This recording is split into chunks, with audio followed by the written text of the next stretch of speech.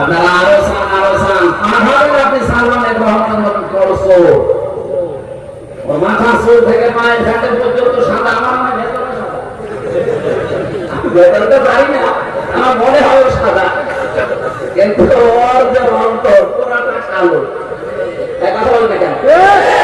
আমার মাথায় দড়ি দিয়ে, পেছনে হ্যান্ডকাপ দিয়ে, মাথায় কালো টুপি লাগিয়ে, পায়ে ডান্ডা বেড়ি লাগিয়ে, বুকের উপরে এসে জ্যাকেট করি, মাথার উপরে যে টুপি দেয়, ওইটা দিয়ে যখন আমার আদালতে নিয়ে যেত, আমি নিজে দেখেছি এই লোকটা আমার দিকে তাকিয়ে টিপ্পনি কাটছে। এই সালমান করি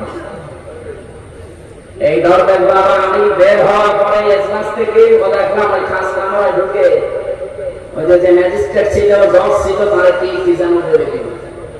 আমার মনে হয় এই কথা বলেছে যে মাওলানা মাহমুদুল হক, মুফতি আমির হাসান, মাওলানা শাকাওয়াত হোসেন কাজী, এরা যেন বের না। এই জন্য মামলাটা 30 বার তুলেছে সিএমএম কোর্ট, 10 কোর্ট, হাইকোর্টে, না একদিন জামিন দেয়। অথচ এই মামলা আগস্টের 5 তারিখের পরে শুধু তুলতে দেরি, জামিন না খারিজ করে দিয়েছে। জিনিস তো সবই একই ছিল, খালি হাত আগে বাঁধা ছিল, এখন একটু হাত খোলা আছে। আমরা দেখতে পাচ্ছি এখনো অনেকের হাত খোলা না। এই জন্য এটিএম আসার সাহেবের রায় আজকে 27 তারিখ পর্যন্ত আবার পেছিয়ে যাবে। এর পেছনে যারা হাত বেঁধে রেখেছেন, এই হাতগুলো আমরা চাই আবু সাইদের মতো এভাবে তুলে দেওয়া লাগবে। হবে তখন আগামীতে যখন কোরআনটা সংসদে যাবে, যারা দায়িত্বে থাকবে সবার হাত থাকবে খোলা।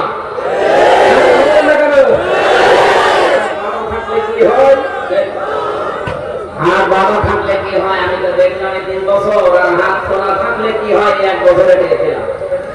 এই জন্য আমরা চাই আগামীতে যারা আসবে, এখনো যারা আছে এদের হাত অনেকের বাধা। এই কথা বলছে প্রতিবেশী নামে একটা কলঙ্ক পেয়েছি আমরা, তাম দুনিয়ার নিকৃষ্ট একটা প্রতিবেশী আমরা পেয়েছি। এই শয়তানদের সাথে যারা আলোচনা করে তাদেরকে ওরা মুক্ত করে দেয়। দেখেন ফাঁসির আসামি পর্যন্ত মারার মামলা সব বেরিয়ে চলে আসছে। আর একটা মুসলিম মানুষ এটিএম আসহাবুল ইসলাম, তার যে সাক্ষী, এটা পৃথিবীর কষ্ট আশ্চর্য জিনিস। কারণ 6 কিলোমিটার দূর থেকে সাক্ষী, আমার মনে হয় ওর চোখের সকলের চোখ লাগানো, তাও তো সম্ভব না। 300 বছর দুনিয়া এসে বন্ধন করে মাপ পান। সর্বশেষ তিনি বলেছিলেন, আল্লাহ তুমি আমাকে মুহাম্মদ রাসূলুল্লাহ রাসূলায় মাফ করে দাও। আল্লাহ পাক বলেন, কার রাসূলা নিয়ে? মুহাম্মদ রাসূলুল্লাহ রাসূলা নিয়েছি। কেন? কারণ আমি জান্নাত থেকে বের হওয়ার সময় দেখেছি নামটা তোমার নামের পাশে লেখা। ওই দিনে বুঝেছিলাম নামটা হয়তো তোমার নিকটবর্তী কেউ হবে।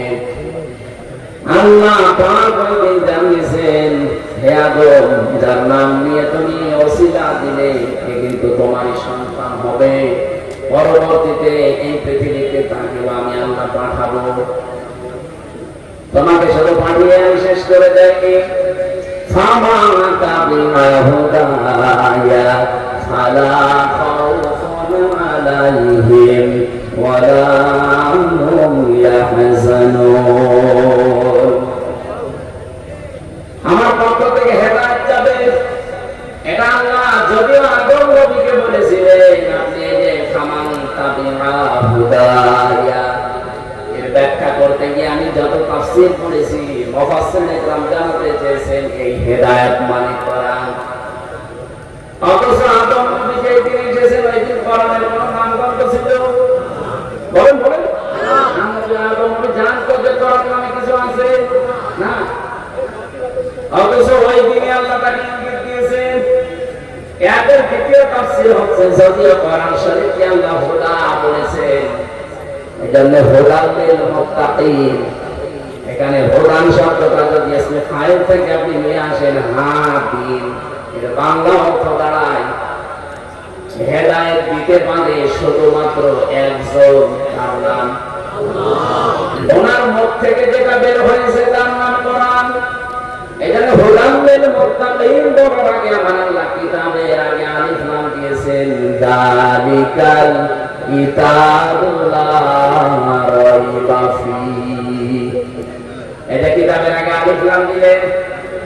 আমি আরবি গ্রামার যখন পড়ি এই আয়াতের সাথে মিলিয়ে দেখেছি পৃথিবীতে একটা মাত্র কিতাব আল্লাহ